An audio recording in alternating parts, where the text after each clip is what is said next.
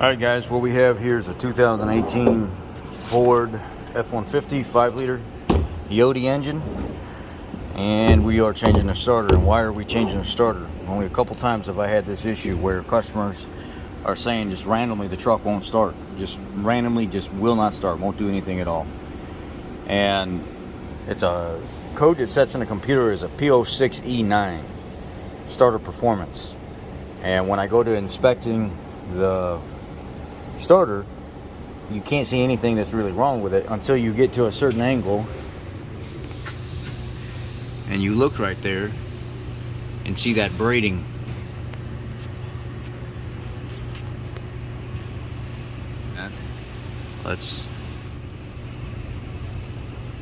And some of that braiding is actually starting to crack and disconnect.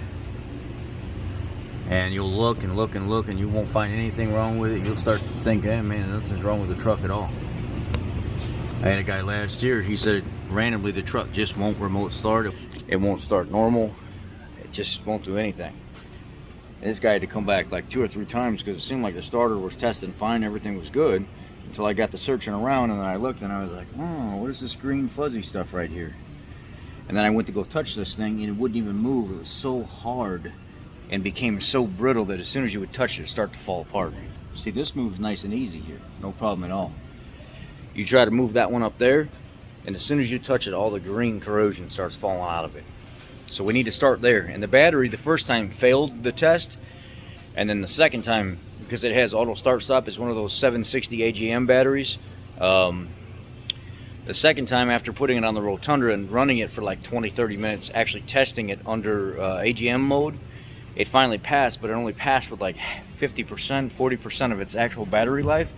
So I told the customer, even though it passed, I would recommend replacing the starter and the battery. You have an aftermarket warranty. The aftermarket warranty is going to cover the starter, but they ain't going to cover the battery. So the customer said, go ahead and do it. I don't want to have this keep randomly happening after I go on a long drive or something like that, or I'll go drive to the store and then come back out and all of a sudden my truck won't start for a couple hours and I got to have it towed. Well, let's get the starter replaced. What I did, so I wanted to drop some room so I can actually look and work and see if I pull a starter out this area. And this is where the sway bar, 15 millimeters on each side, and it kind of just comes down out of your way, and then you can just work in here. Looks like that's a 10 mil, 13 or 14 millimeter here to get the lines out of the way. Always make sure you disconnect the battery. Here it looks like a 13, and then once you get out of there, you got to put a deep socket on it. It might be like a 14 or 15. It's just all basic stuff. So here, and then here is one, and then there's one up top around the corner here that you're gonna have to kind of rig up some kind of extension and stuff to get back through this area. I remember one of these F150s, I had to go through like from up here and feed it all the way back. Anyway, let's just get it out. Good thing I'm going in with a new starter, because I went to go pull that solder wire off and it's corroded and so tight on there that it snapped the ear right off the starter. And then the bottom bolt down here, it was a mother sucker to get out. A lot of powder corrosion falling out. And then you come up behind right here, pull out this top bolt, and that's what's holding the top of the starter in, 13 millimeter. The new one just drops right out. It's not like the some of the EcoBoost ones where it's kind of hard to get out of the spot. It literally just fell right out, right where the sway bar was at. You know how nasty this is? How some of these are broken.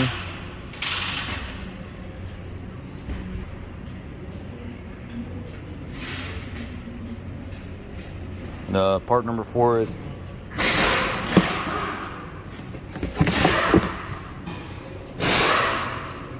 JL3Z11002 Apple.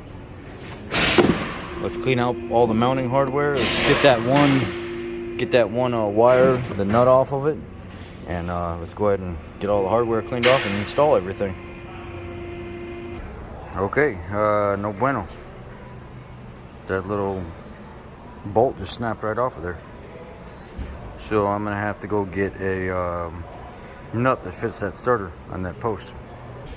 I don't know, the bin I pulled this out of had a label on it that said quarter by 28. And I can actually screw it on there pretty far, so it's one of those lock nut style. We'll see. We'll see if she ends up fighting me or not.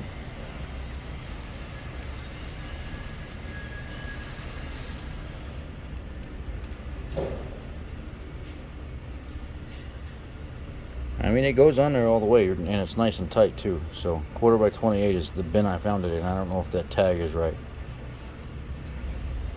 All right, let's get this thing installed. Let's get the connections cleaned off and get it back in.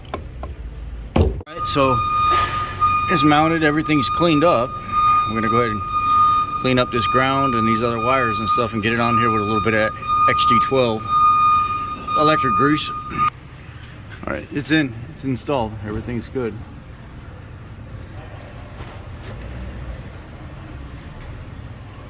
So get the sway bar and everything put back up here and torque down, and then get in here and start it. Remember, disconnect the battery before you start this job and reconnect it before you try to start it. All right, sway bar is back up. You really don't need to take the sway bar out, but I like to take it out to get room so I can work in here. But it's up to you. Sway bar is back in. Now we put it on. Start it up. I know what's wrong with it. It ain't got no gas in it. Beautiful. Whoa.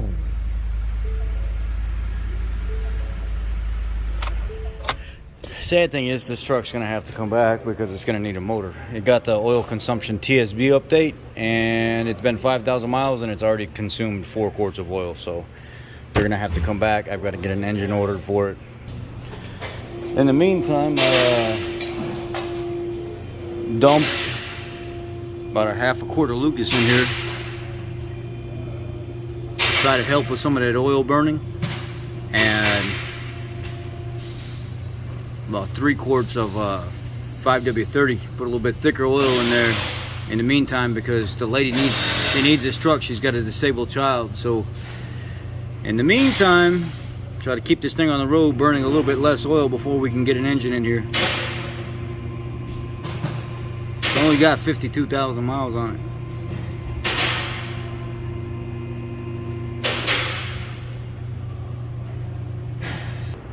So here we are. I put a 1/2 quart of Lucas in there, and I put